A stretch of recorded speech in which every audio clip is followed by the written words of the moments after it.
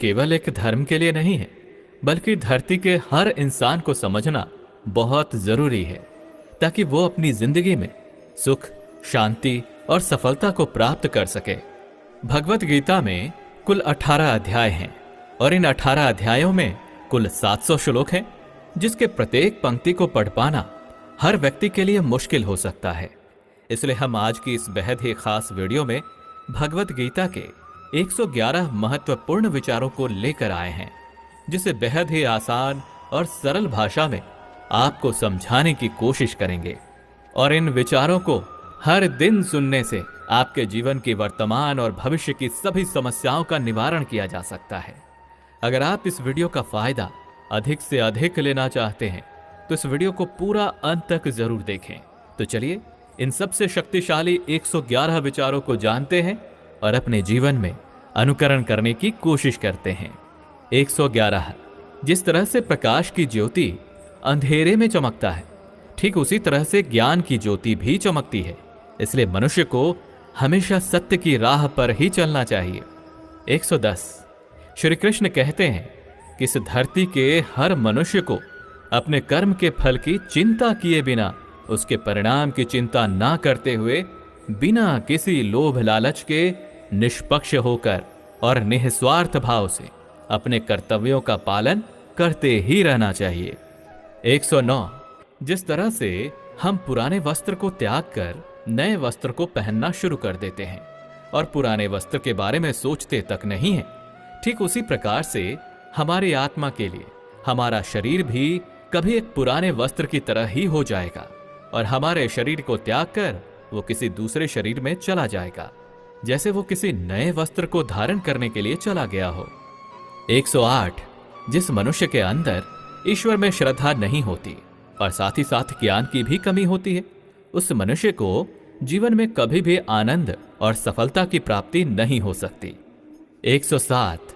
जब कोई समझदार व्यक्ति किसी संबंध को निभाना छोड़ देता है तो समझ लेना उसके आत्मसम्मान को कहीं ना कहीं या कभी ना कभी ठेस अवश्य पहुंची है। 106।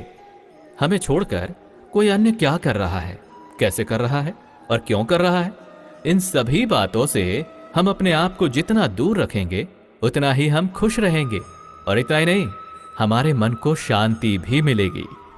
105। जो दिल से अच्छे हैं, जिनमें दया की भावना है और जो दूसरों की तकलीफों को समझते हैं, उन्हें दोबारा जन्म नहीं लेना पड़ता और मोक्ष की प्राप्ति करके उसकी आत्मा परमात्मा में लीन हो जाती है। 104। मोह उसी पर करें जिस पर आपका अधिकार है, और जिस पर आपका अधिकार है ही नहीं उसका कभी भी मोह नहीं करना चाहिए। 103। प्रबुद्ध व्यक्ति अर्थात जो जानकार है या जागृत है, उनके लिए कचरे का ढेर, पत्थर और सोना सभी एक जैसा ही होता है। 102। आपके कर्म ही आपकी पहचान है, वैसे तो एक ही नाम के हजारों इंसान हैं। 101। प्रेम सदैव माफी की उम्मीदें रखता है और क्रोध सदैव माफी को सुनना पसंद करता है। 100।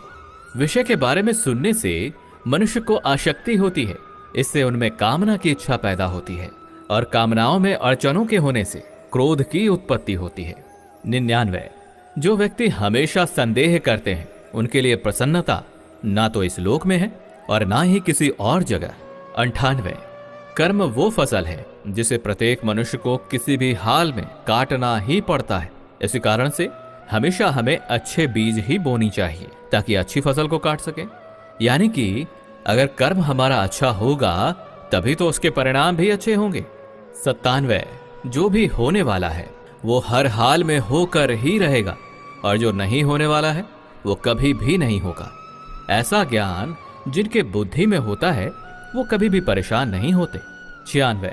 अच्छे कर्म करने के बाद भी लोग आपके बुराइयों को ही याद रखेंगे, इसलिए समझदारी इसी में है कि लोग क्या कहते हैं हमारे बारे में उस पर कभी भी ध्यान नहीं देना चाहिए और अपने कर्म को पूरा करना चाहिए। 95।